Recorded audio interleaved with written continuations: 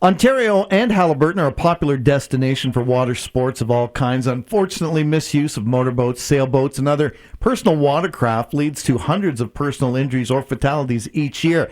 As we head into the Canada Day weekend, many people will take to the water, and when they do, safety should be a top priority. With that in mind, we have John McLeish on the line from McLeish, Orlando, part of PIA Law, which is comprised of three of the top-ranked personal injury law firms in Canada. How are you, John? I am well. How about you? Well, I'm good, thank you. And let's get right to it. How significant is the risk of serious injury from boating? It is very serious. Statistics show that 1/3 of all water-related deaths in Canada are a result of boating incidents, and those occur during recreational activities such as fishing, power boating, skiing. So very significant indeed. Okay. All right, John, we need to take a quick break, but we're going to come back with more from John McLeish and the PIA Law Firm after this on Moose FM. All right, we're back with John McLeish from PIA Law talking about water safety. Now, if someone does suffer a serious injury as a result of a boating accident, what are their rights? Well, like anyone who's been injured and through someone's negligence, they have a right to advance a claim for their injuries and losses.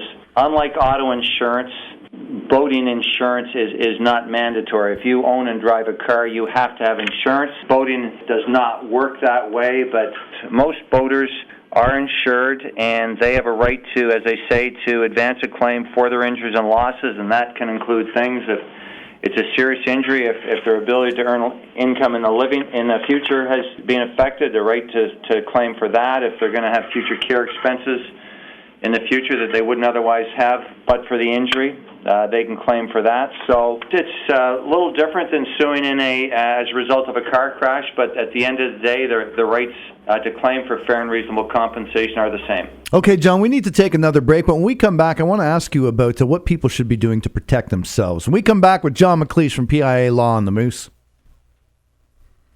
All right, we're back with John McLeish from PIA Law talking about water safety. So what should people be doing to protect themselves? Well, of course, practice safe use of boating and recreational activities. I mean, obvious things like life preservers, other not-so-obvious things, and just be aware of what's going on around you and just good habits on the water. And a lot of cases, if they are injured, unlike with auto cases, there's no fault insurance, but if they are injured, there's probably a disability policy or maybe a disability policy somewhere through work or the family that can pay for some of their medical bills. But just at the end of the day, just be careful out there and practice good water safety. Okay, John. So for people out there, listeners out there who may be planning on doing some boating, maybe they're hosting guests, is there a website that folks can go to get more information? Yes, there is.